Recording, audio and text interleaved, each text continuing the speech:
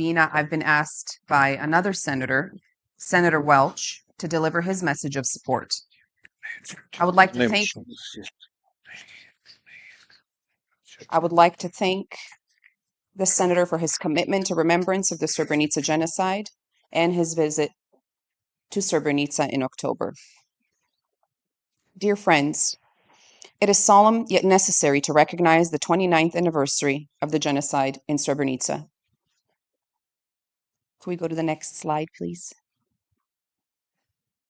This inaugural Central U.S. commemoration reinforces our collective responsibility to remember these horrors and redouble our commitment to speak out against hate and the threat of ethnic violence in the Balkans and elsewhere.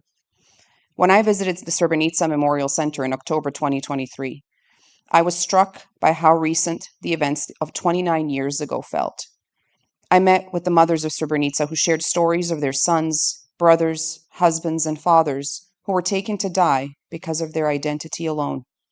The work of the Memorial Center, with support from the U.S. Agency for International Development, to further preserve the remains, personal items, and stories of those who were murdered in a poignant and important way to honor their lives, as well as the lives of the survivors and their families.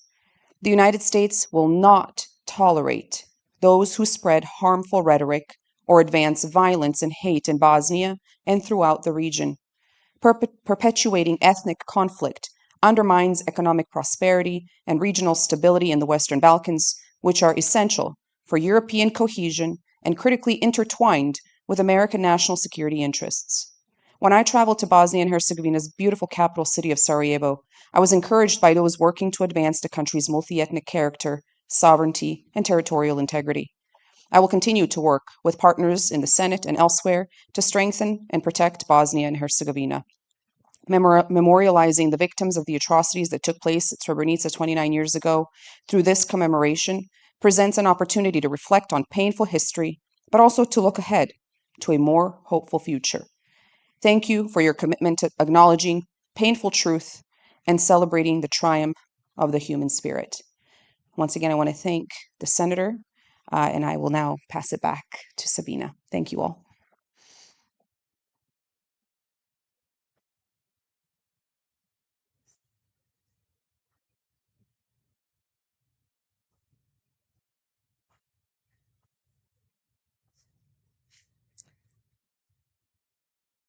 Thank you, Selma. Thank you to our panelists, and thank you to Senator Welch for his support. Now I will transition us to a keynote segment of our evening. And with that, I am honored to present our first keynote speaker of the night, Dr. Ambra Shabic El-Reyes. Dr. Shabic El-Reyes is an associate professor of practice in organization and leadership at Columbia University Teachers College, executive director at the International Interfaith Research Lab, and a faculty member at Columbia's Harriman Institute for Russian, Eurasian, and Eastern European Studies and Middle East Institute. Dr. Shabic El-Reyes has published on a range of issues, including educational displacement, violence prevention, and radicalization. She has delivered over 100 invited lectures in more than 15 countries. She is a recipient of research grants from the United States Department of Homeland Security Center for Prevention Programs and Partnerships, Smith Richardson Foundation, the United States Department, Woodward Wilson International Center for Scholars, International Research and Exchange Board, and Women's World Banking. Dr. Shabic El-Reyes was awarded a 2021 finalist medal for excellence in young adult nonfiction by the American Library Association and Best Book Recognition by School Library Journal, Malala Fund, Capital Choices, and Children's Center for Literature for her memoir, The Cat I Never Named, Bloomsbury 2020, a defining text on resilience to hate and empowerment through education. Her next nonfiction contribution, 3 Summers, Macmillan Publishers, FSG 2024, is a story of resilience, belonging, and sisterhood in the 3 years leading up to the Bosnian genocide. Dr. Shabic El-Reyes, we are honored to have you with us this evening.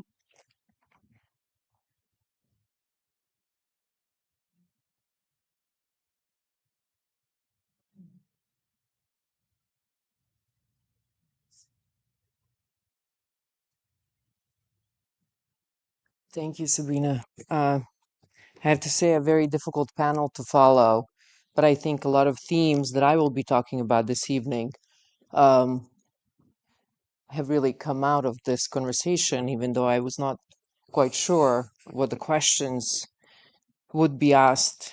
So, dear excellencies, esteemed guests, and friends, thank you all for being here this evening. I am especially grateful to the Congress of Bosniaks of North America, Islamic Community of North America, and Bosniaks, and the Illinois Holocaust Museum and Education Center for coming together to commemorate the genocide committed against Bosniaks in Srebrenica in July of 1995, a tragedy that was part of a broader genocide which aimed at the eradication of Bosniaks throughout Bosnia and Herzegovina, from Prijedor to Srebrenica. In particular, I wish to acknowledge Selma Porča, the executive director of the Congress of Bosniaks of North America, for her unparalleled commitment to ensuring that we, Bosniak Americans, continue to educate our fellow Americans through community building and storytelling about the atrocities committed in Bosnia and Herzegovina in the 1990s. I am truly honored to serve our Bosniak community alongside Selma. In learning about the Illinois Holocaust Museum and Education Center, I recognize that our organizations share a common mission of learning from history, and in doing so, inspiring common human values of equality, social justice, and recognition of our shared humanity. Your website states, quote, "Take history to heart, take a stand for humanity," end of quote. Like our hosts this evening, who envision a world where we stand for humanity, I envision a world where our fundamental rights to freedom, equality, and life are within reach for all. With that mission in mind, I wish to share with you how my own life story inspires my work on hate prevention and dignity for all. During World War II, my mother's grandfather resolutely rejected fascism. One of his sons was taken to a German concentration camp, while the other armed himself with a pitchfork to fight the Nazis.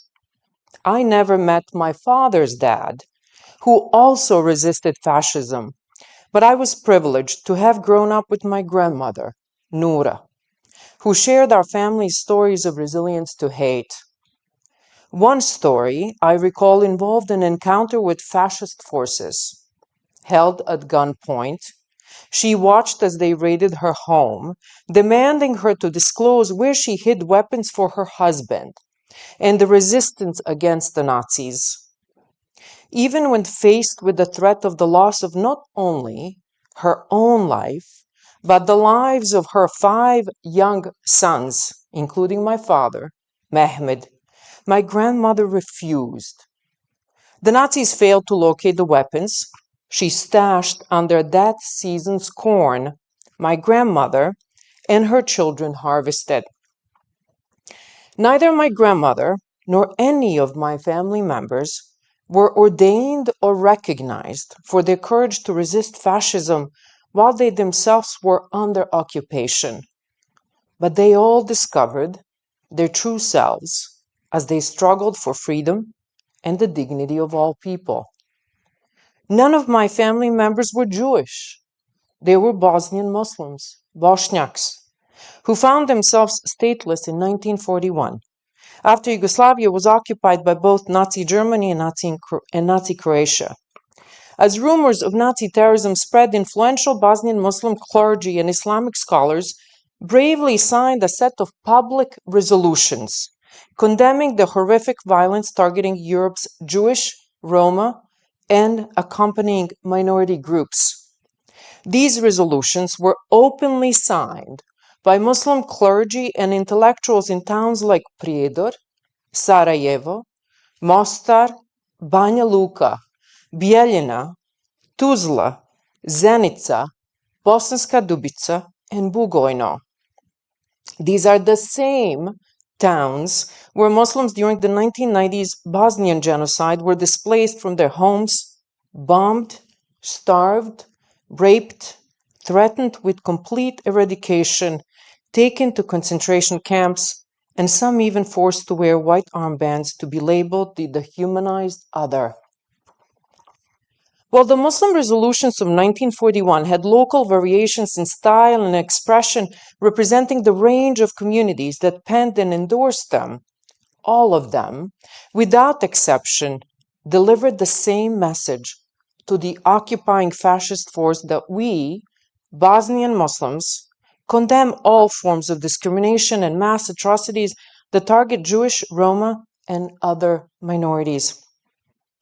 These historic resolutions show that my family's remarkable determination to risk their lives to resist hate is not exceptional, but rather at the heart of many untold and therefore unheard stories of Bosnian Muslims' history. They reflect a collective determination of Bosniaks as a people who stood in support of common human values and fundamental rights to freedom and life for all when almost no one would. In fact, the Bosniak community became amongst the first groups in Europe to publicly denounce fascism and the Holocaust. In 1941, many were looking the other way. Many of the Muslim signatories of these historic resolutions were killed, persecuted, or imprisoned for being Muslim, whether during or after the Second World War. A few lived during the Bosnian genocide in the 1990s, witnessing the genocide against their own people, including the Srebrenica Genocide, where on July 11th, 8,372 men and boys were executed for who they were, Bosniak and Muslim. It is not easy to kill thousands of people in a matter of only a few days. Hate and dehumanization are required to ignite and continuously fuel that effort.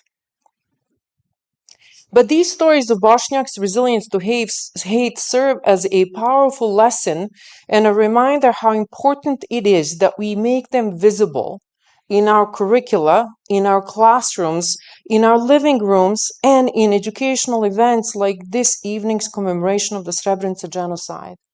It is also in these stories of interfaith solidarity and courage that I find hope as I watch the unrelenting brutalities unfold across the Middle East. When either Jews or Muslims are targeted, both of our communities are destined to suffer. Sadly, the hate, othering, and dehumanization is going global. I fear that we may not adequately appreciate the lessons of the past genocides. Segregating communities into us and them is the first step in Gregory Stanton's 10 stages of genocide, grievously exacerbated when accompanied by dehumanization and the denial of one another's humanity and suffering. This pathway to genocide is a facet in the history of human experience that many in this room tonight not only recognize, but know firsthand. 30 years ago, my life forever changed when identity-based violence erupted into genocide as Serbian and Serb forces targeted Bosnian Muslims through systematic starvation, rape, and killings. My own city of Bihać was under siege, my home, family, and friends bombed and starved for nearly 1,200 days. In July of 1995, the largest genocidal act of mass killing in Europe since the Holocaust took place in Srebrenica, when Serb militants slaughtered Bosniak men and boys under the pretext of dehumanization and their racial and ethnic impurity. My hometown of Bihać, we were told, was going to be next. During this unbearable period of my life, on a good day, a friend of a friend was killed. On a bad day, it was a friend or a family member. You can imagine how hating our aggressors would have felt at that time, conceivably a natural and defensive response to our own suffering. I, along with my fellow Bosniaks, was lucky to have listened to the stories from our past that instilled a lifelong resilience to hate in all of us who shared this stage tonight, and who continue to work to undermine hate in all its forms. After the war, I immigrated to the United States, dedicating my life to the prevention of hate. The world may have promised never again, but multiple atrocities have targeted groups since then, including the Tutsis, Rohingyas, Uyghurs, and most recently, Hamas's terror attack that killed an estimated 1,200 Israelis, and Israel's killing of more than 38,000 Palestinians, most of them women and children. In each instance, there has been unconscionable desertion of our common humanity and the normalization of hate-fueled violence. So what are we to do to stop this relentless cycle of hate-fueled violence and ensure that the lessons of the past instruct our present? First, more weapons and more killings aren't an answer. My research shows that the pathway to hate-fueled violence is initiated not by one's desire to harm another human being, but by their feelings of invisibility, dehumanization, and a lack of belonging that the society has failed to address effectively. This is why we must cultivate more empathetic societies that reject and end the teaching of superiority of any one group in any society. That begins with leadership. Political, cultural, academic, religious, and civic leaders must acknowledge the mass suffering of groups outside of their own and find common ground with people with who the world is trying to portray as their enemy. We need more leaders who will repudiate genocide denialism. Genocide survivors know that denialism is an open wound that never heals. Denialism is also a stark warning sign that society is veering off course, and it's a signal that has been sounding in many places across the globe with increasing frequency. It's little coincidence that the same far-right groups simultaneously deny the existence of genocides like the Holocaust and are inspired by the genocide against Bosnian Muslims. Genocide denialism that dehumanizes the other emanates from the same dangerous undercurrent that rejects facts, rewrites history, and fuels the next generation of extremism. If there's one message I hope I can offer you this evening, it is that genocide education is a vital bulwark against this tide of hate. We have the power to address the roots to violence, the experiences, motivations such as the rejection, alienation, despair, anger, dehumanization, racism, and supremacy, because those forms of othering and targeting happen in our communities. When we permit supremacy of any one group over our fellow communities, or when we enable or experience the silencing of our voices not being listened to, the feeling of lacking recognition, not being seen, and the absence of representation, not encountering oneself in stories, in the museums, classrooms, media, and in the political and economic fabric of our societies, the ensuing anger can take a violent form. Whenever we're shaken by the contemporary rise of hate, we must return to the roots of belonging, community, genuine dialogue, and mutual respect for all to steady us in the most violent of storms. More than 80 years ago, my family was faced with the choice: be swept by tides of tribalism and dehumanization, or stand strong in our shared humanity and promote peace. Today, the world faces a similar crisis of humanity. The choice is a moral one, and ours to make. If we fail to recognize our shared humanity, then the deadly realities of hate-fueled violence that can quickly culminate in genocide will haunt us for decades to come. When I look out into the audience today, I am hopeful, because hope, it is said, is the home of possibility. Some say eradicating hate is complicated. I say it is easy when our will is rooted in our humanity and when we share a belief of being equal to one another and being one with what surrounds us. Thank you.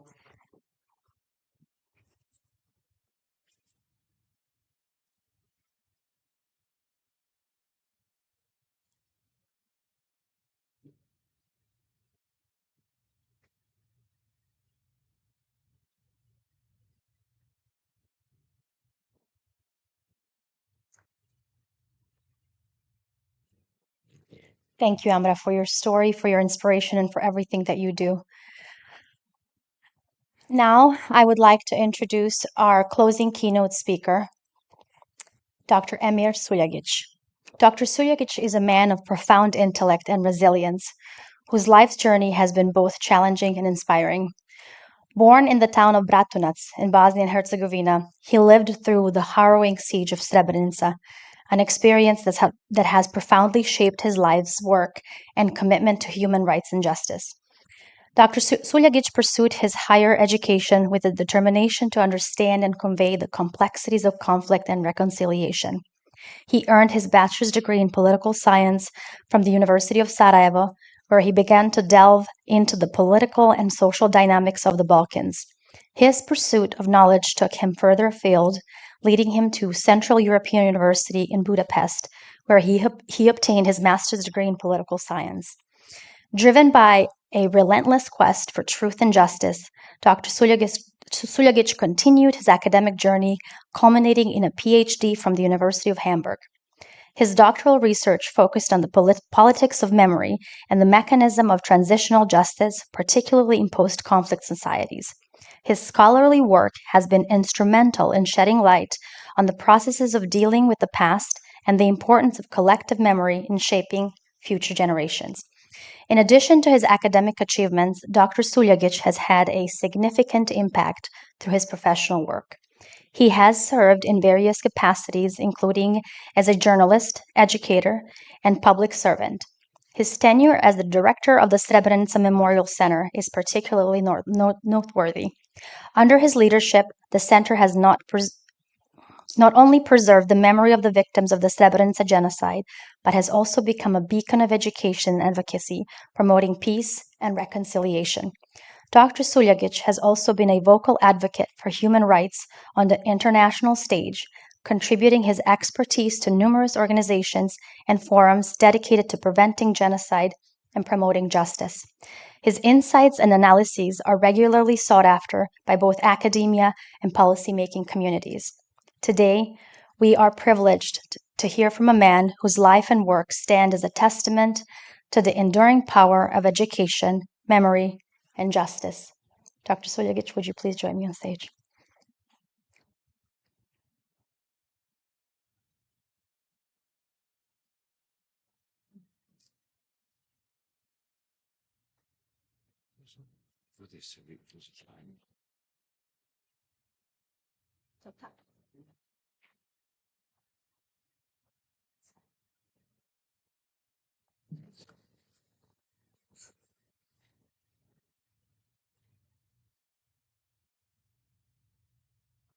If this had gone on for this introduction of yours had gone on for a couple of more minutes, I would have probably thought I had died.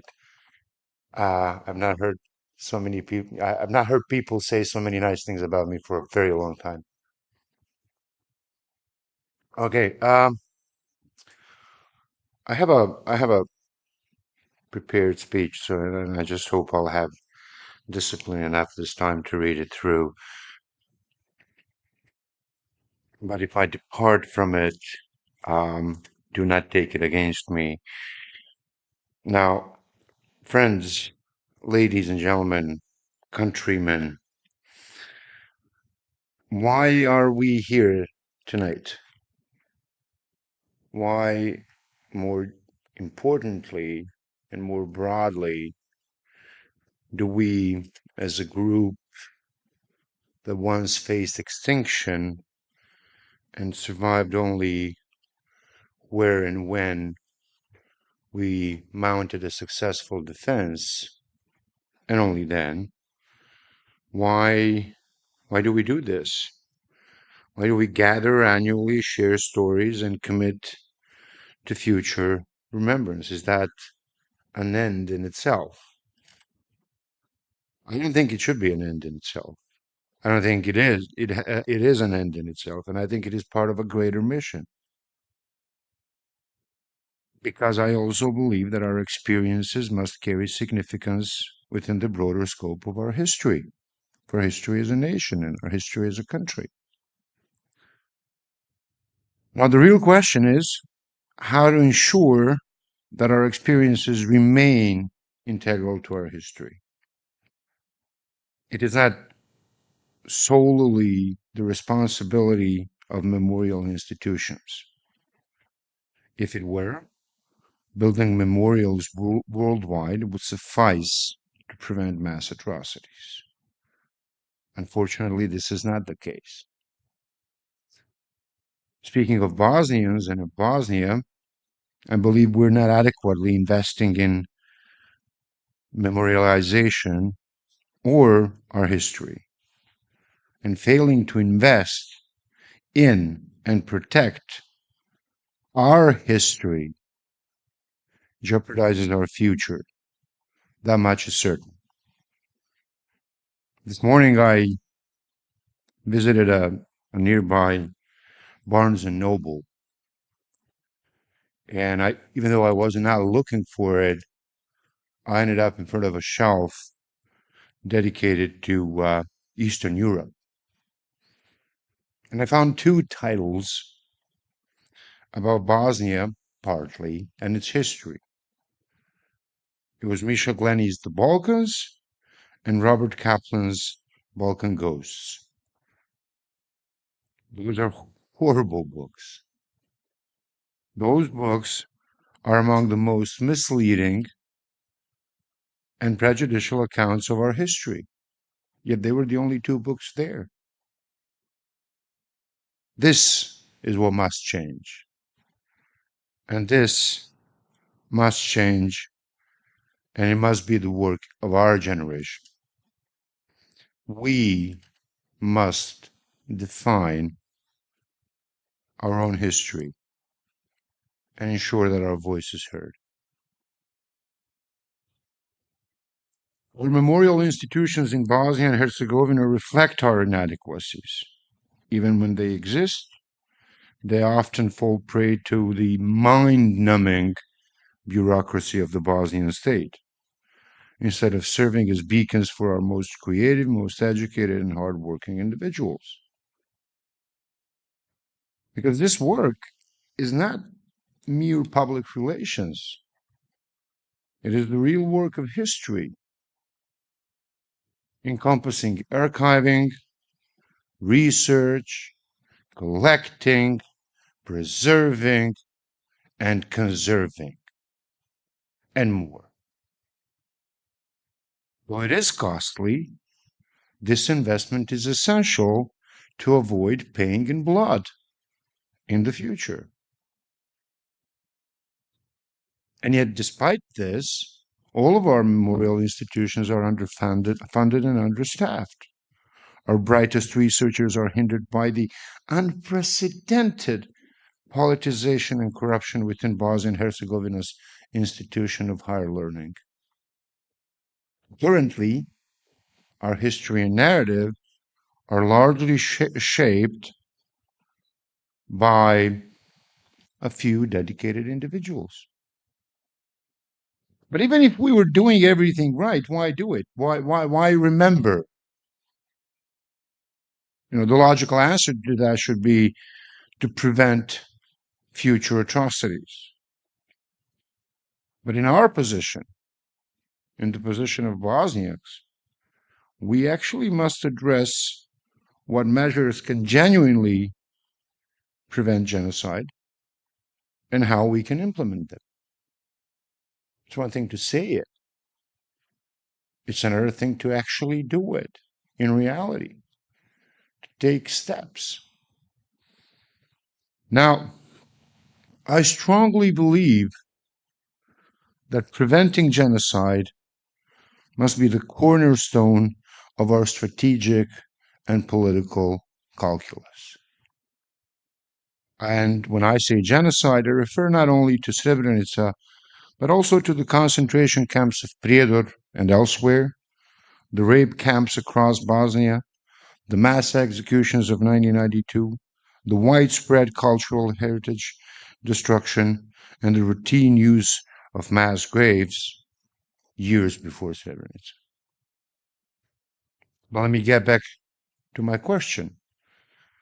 How then do we integrate Srebrenica into a strategic and political framework? I suggest that the most efficient way is to ensure that Bosnia and Herzegovina's security and military institutions are never again hijacked and used against us, as was the case with Yugoslav institutions in the early 90s. It is crucial that our intelligence, law enforcement agencies, armed forces, along with their leaders, constantly remember that the impossible has already happened.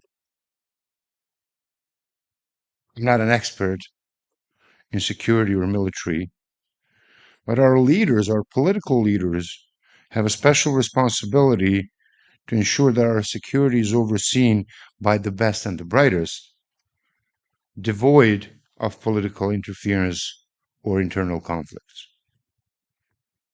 We may believe that we are entitled to a life of freedom and prosperity without looming threats, but that right must be earned.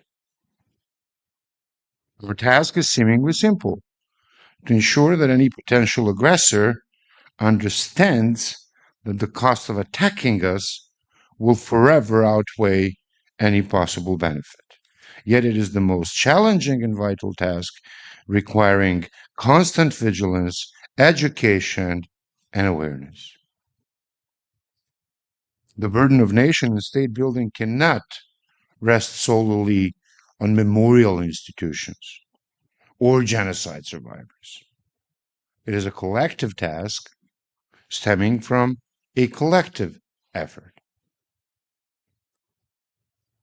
And in the end, and in conclusion, let me be clear. For as long as Bosniak children in eastern Bosnia attend schools where they cannot use their language or learn their history, we owe loyalty to no one but them.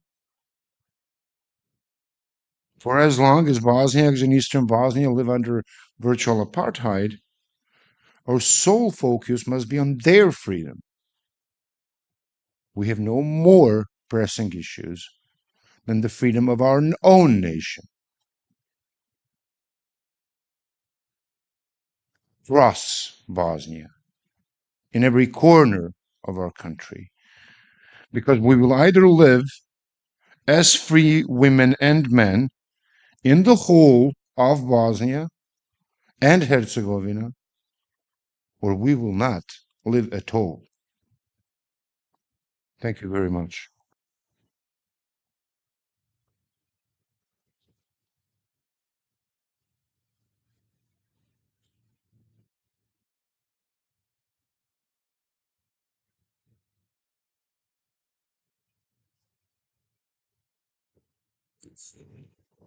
Thank you, Dr. Suljic. I feel empowered and inspired by you tonight. So thank you. So as we conclude this evening's program, I want to extend my deepest thanks to all who have contributed to this meaningful event and all of you who have come to support it. But before we break for our hour of reflection, let me invite Selma Porcha, the Executive Director of Congress of Bosniaks of North America, one last time for a few closing words.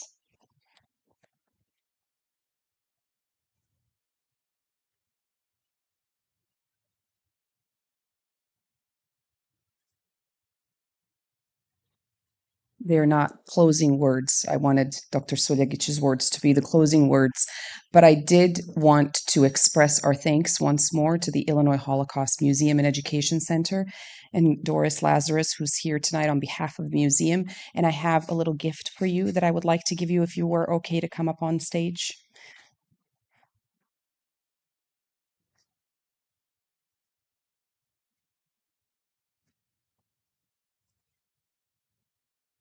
Could we turn on this mic?